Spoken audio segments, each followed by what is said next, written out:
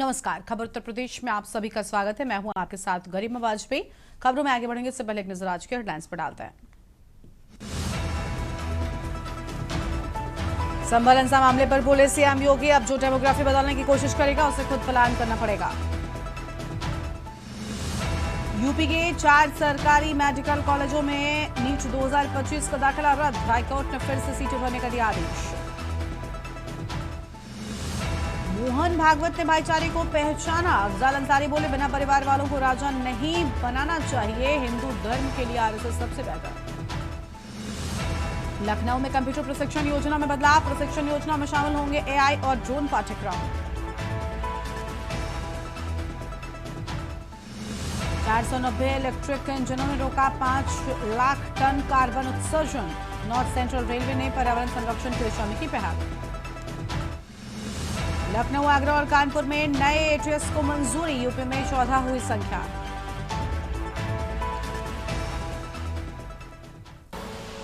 आप देख रहे हैं के न्यूज, खबरों का सारथी।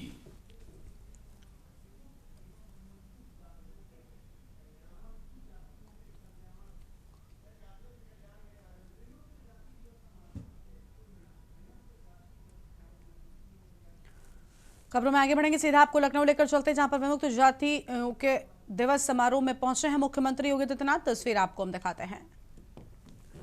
डॉक्टर शोभा चौधरी और अन्य सभी आज के इस कार्यक्रम में उपस्थित विमुक्त जातियों से जुड़े हुए सभी बहन और भाइयों, मैं सबसे पहले विमुक्त जातियों की मुक्ति के लिए 31 अगस्त की स्थिति के लिए आप सभी को हृदय से बधाई देता हूं और आज के इस कार्यक्रम में आगमन के लिए आपका अभिनंदन भी करता हूं।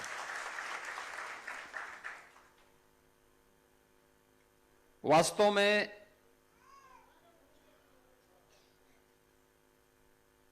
ये जातियां कौन हैं?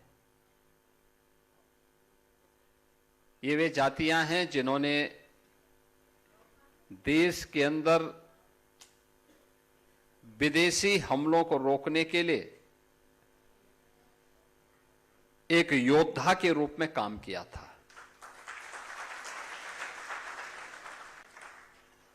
अपने पराक्रम का लोहा जिन्होंने अलग अलग कालखंड में मनाया था, कभी मुगलों के खिलाफ लड़े थे, फिर अंग्रेजों के खिलाफ लड़े थे,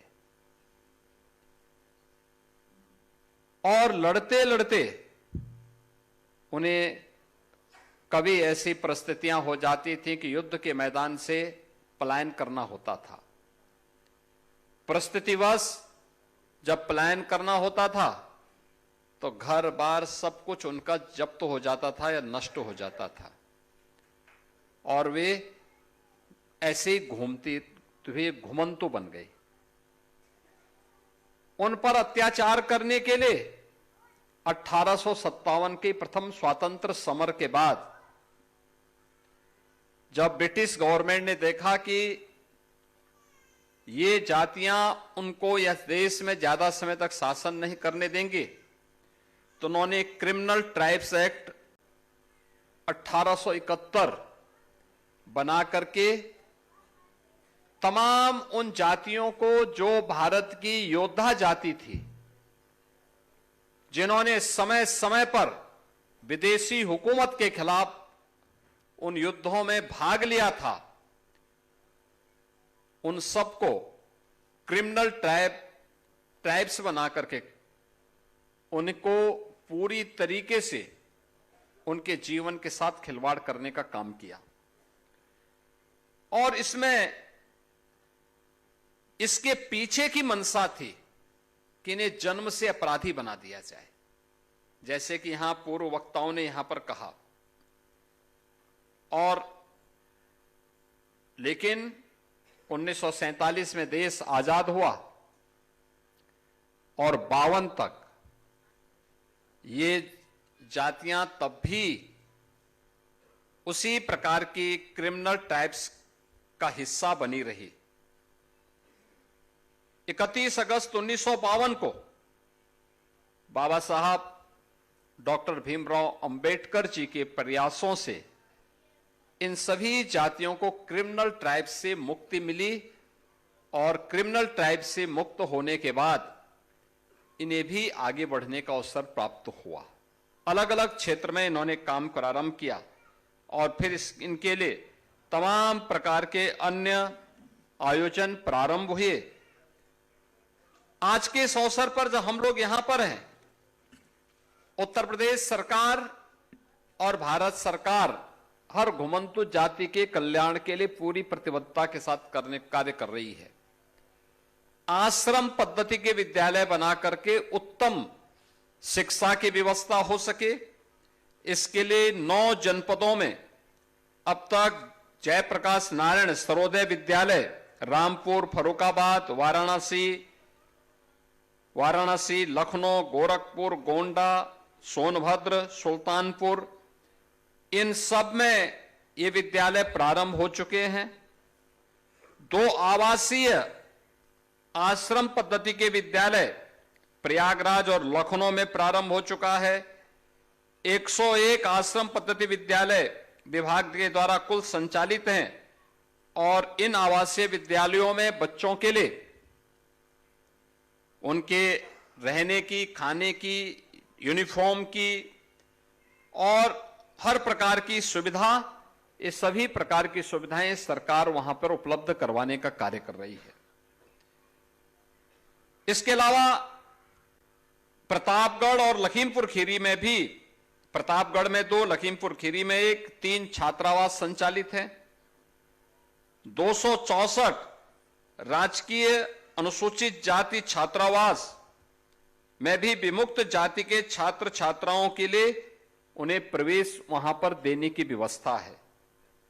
और सरकार के द्वारा राजकीय उन्नयन बस्ती योजना के अंतर्गत कानपुर में, मुरादाबाद में और लखीमपुर में भूमि आवंटन का काम भी उन लोगों के लिए किया गया है जिन्हें कभी क्रिमिनल ट्राइब्स घोषित करके जन्म से अपराधी घोषित करने की जो दुष्प्रवृत्ति थी, उसको उन सभी जातियों के विमुक्ति के दिवस के अवसर पर सबसे पहले एक कार्यक्रम। मुझे आप सबको यह भी बताना है कि पिछले 11 वर्ष में प्रधानमंत्री मोदी जी के नेतृत्व में इन सभी घुमंतु जातियों के कल्याण के लिए केंद्र और राज्य सरकार पूरी ईमानदारी और प्रतिबद्धता के साथ कार्य कर रही है। आज आप उस प्रदेश में देखते होंगे कि हमारी सरकार आई, उससे पहले की सरकारों को इस बात की फुर्सत नहीं थी कि बनटांगिया के लिए कुछ कर सके। हमारी सरकार ने उन्हें राजस्व गांव का दर्जा दिया, उन्हें मत प्रदान करने का अधिकार दिया।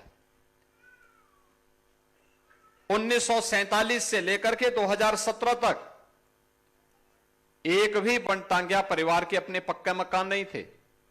आज उन सब के पक्के मकान बन गए हैं, उनके लिए स्कूल बन गए हैं, उनके लिए आंगनबाड़ी केंद्र बन गए हैं, उनके लिए हॉस्पिटल बन गए हैं। शासन की सभी प्रकार की योजनाओं से उन्हें आच्छादित किया गया है। मुसहर सुविधाओं से वंचित थे, आज उन्हें सभी प्रकार की सुविधाओं से युक्त किया गया है।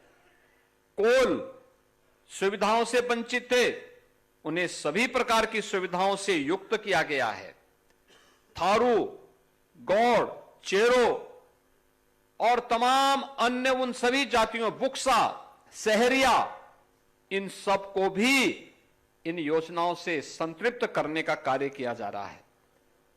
कुम्हार जाति के लोगों के लिए व्यवस्था बनाई गई कि हर ग्राम पंचायत में अप्रैल से लेकर के जून तक गांव का तालाब मिट्टी निकालने के लिए उन्हें फ्री में उपलब्ध होगा और उन्हें सोलर चाक और इलेक्ट्रिक चाक देकर के प्लास्टिक को प्रतिबंध करके मिट्टी के बर्तनों का उपयोग करना प्रारंभ किया।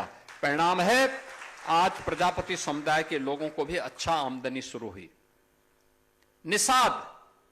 निषादों के कल्याण के लिए भी जिस गांव का है, समिति जहां की है, वहां का पट्टा उन्हें प्राथमिकता के आधार पर प्राप्त हो सके, उनके लिए तमाम प्रकार की स्कीम आवास की स्कीम भी बनाई गई, उनके लिए नौका प्रदान करने की कार्रवाई भी प्रारंभ हुई। ये अनेक कार्यक्रम आज प्रारंभ हुए हैं। श्री संजय निषाद जी उसको लेकर के लगातार प्रयासरत हैं, काम कर रहे हैं। राजभर समुदाय के कल्याण के लिए भी आपने देखा होगा, महाराज सोहेल देव के नाम पर बहराइच में एक भव्य स्मारक बना हुआ है, स्मारक बनाया गया। और आजमगढ़ में महाराज सोहेल देव के नाम पर विश्वविद्यालय का निर्माण भी कर दिया गया है। ये पहली बार हो रहा है। बेटी के जन्म लेने से लेकर के शादी ब्याह होने तक, बेटी के जन्म से लेकर के स्नातक तक की पढ़ाई के लिए 25,000 रुपए का पैकेज सरकार देती है। और शादी के लिए योग्य हुई बेटी 1 लाख रुपए मुख्यमंत्री सामूहिक विवाह योजना में उस बेटी के कन्यादान के लिए सरकार उपलब्ध करवाती है। सरकार की योजना का परिणाम है कि आज योजनाओं का लाभ बिना भेदभाव के प्रत्येक व्यक्ति को मिल रहा है, बिना भेदभाव के। राशन की सुविधा का हो, मकान की सुविधा का हो, शौचालय की सुविधा का हो, पेंशन की सुविधा का हो, या सरकारी नौकरी में सुविधा का। आपने देखा होगा अभी उत्तर प्रदेश पुलिस में भर्ती हुई, भर्ती में घुमंत जातियों से जुड़े हुए भी तमाम युवक और युवतियां भर्ती हुई हैं, जिन्हें सरकारी नौकरी मिल गई। पहले कोई पूछता नहीं था, अब सरकारी नौकरी मिल रही है। इन सभी जातियों के कल्याण के लिए सरकार पूरी प्रतिबद्धता के साथ कार्य कर रही है, जिसमें हम आज भी इस बात को देखते हैं। नट है, बंजारा है, बाबरिया है, सांसी है, कंजर है, कालवेलिया है, ये सभी ऐसी जातियां हैं जिनके कल्याण के लिए कार्य किए जाने की आवश्यकता है। और आज मैं यहां पर श्री असीम अरुण जी से कहूंगा कि इन जो जातियां अभी वंचित रह गई हैं, सुविधाओं से वंचित हैं, उनके लिए जमीन के पट्टे मिले, उनके लिए मकान की सुविधा हो। जैसे हम लोगों ने अन्य जातियों को आच्छादित करना प्रारंभ किया, सेचुरेशन के लक्ष्य को प्राप्त किया है, ऐसे ही यहां पर प्रदेश में एक घुमंतु जातियों का बोर्ड बनाने की आवश्यकता है। उनको बनवाइए। उसको बनाने के साथ ही इन जातियों को, अगर ये जातियां एक जगह, जिसमें सपेरा भी है, सपेरा भी है, यहां है सपेरा, देखो सपेरा भी सब है, हाँ सबको करेंगे। सपेरा होंगे, जोगी समुदाय के भी होंगे, हैं कि नहीं है? देखो बंजारा मैंने कहा है, बंजारा, नट, कंजड़, ये सभी को एक बनवा करके और इन सभी के लिए जमीन के पट्टे, मकान, ये लोग वहां बटे, इनके लिए कॉलोनी बनाएंगे, मकान की कॉलोनी बन सके। ये सुविधाएं होनी चाहिए, जिससे जैसे शामली का मॉडल, जैसे शामली के अंदर हुआ है, या बनटांगिया का जो मॉडल हम लोगों ने बनाया है, हर प्रकार की सुविधाओं का लाभ उन्हें प्राप्त हो रहा है। ऐसे ही सभी प्रकार की सुविधाओं का लाभ मिल सके और आजादी का सही अनुभव न केवल इनको बल्कि सरकारी नौकरियों में, शासन की सुविधाओं में इसका लाभ इन्हें प्राप्त हो सके, यह एहसास आज प्रधानमंत्री मोदी जी के नेतृत्व में दिलाने की आवश्यकता है। मुझे विश्वास है कि विमुक्ति दिवस के अवसर पर हम सब उन सभी घुमंत जातियों को जो अब तक खानाबदोश की तरह घूमते थे, आज आपने देखा होगा उत्तर प्रदेश सरकार ने 18 अटल आवासीय विद्यालय भी बनाए हैं। पीओसी बोर्ड में जो श्रमिक हैं, रजिस्टर्ड श्रमिक हैं, उनके बच्चों के लिए, और जिन बच्चों ने अपने लीगल अभिभावक को खोया है कोविड के दौरान, उन बच्चों को हम लोग वहां ले जाते हैं। 18,000 बच्चों का अब तक एडमिशन हुआ है, जिन बच्चों को हम उत्तम शिक्षा, अत्याधुनिक शिक्षा, इतना अच्छा इंफ्रास्ट्रक्चर, इतना अच्छा भवन, छात्रावास, बना करके सुविधाएं उपलब्ध करवा रहे हैं। जो अब तक एक सपना था, अब वो सपना साकार हो रहा है। आज के इस अवसर पर, इस दिवस के लिए मैं आप सबको बधाई देता हूं। बाबा साहब भीमराव अंबेडकर की उस दूरदर्शिता के लिए नमन करता हूं और विश्वास करता हूं कि आप सभी लोग शासन की इन सुविधाओं का लाभ प्राप्त करेंगे। आप सबके प्रति मेरी शुभकामनाएं हैं। धन्यवाद। जय हिंद।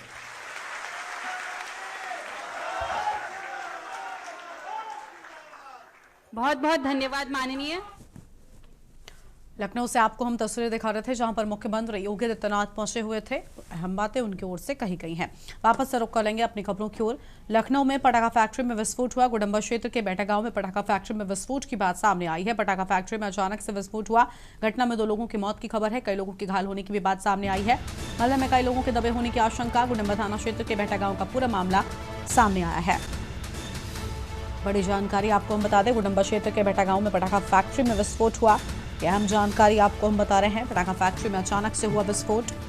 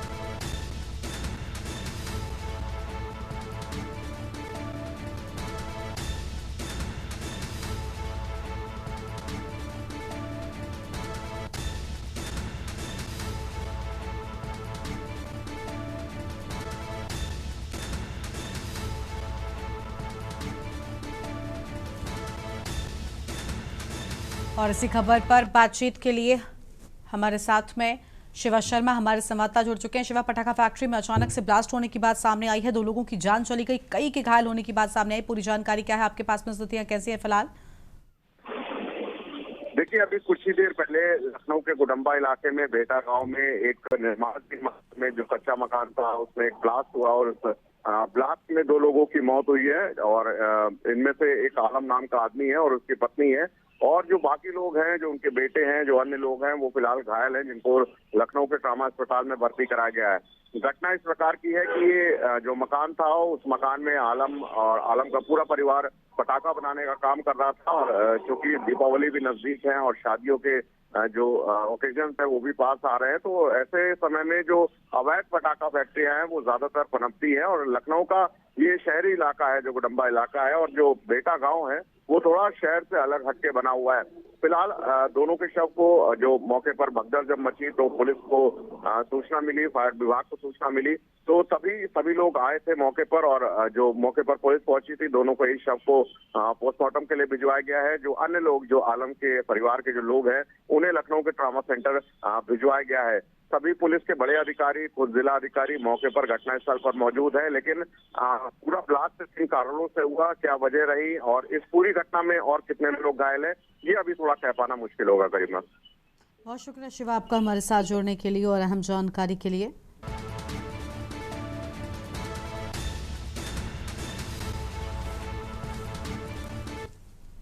अगली खबर लखनऊ से आपको बताते हैं, जहां पर सीएम योगी की वीडियो कॉन्फ्रेंसिंग कानून व्यवस्था को लेकर सीएम योगी की वीडियो कॉन्फ्रेंसिंग पे आपको बता दें कि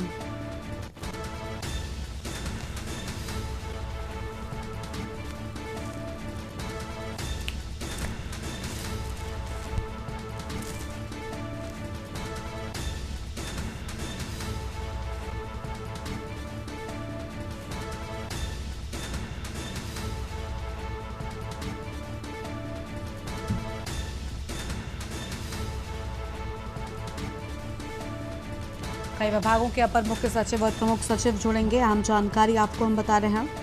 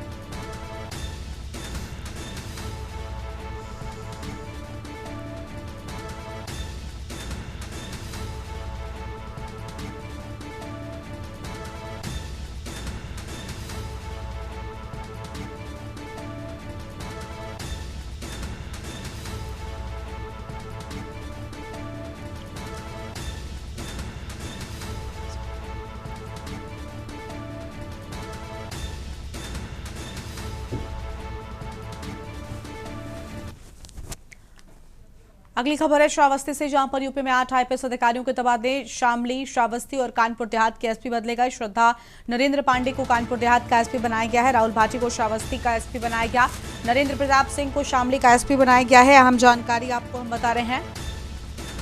प्रवीण रंजन सिंह को नोएडा का डीसीपी नियुक्त किया गया। बड़ी जानकारी सामने आई है।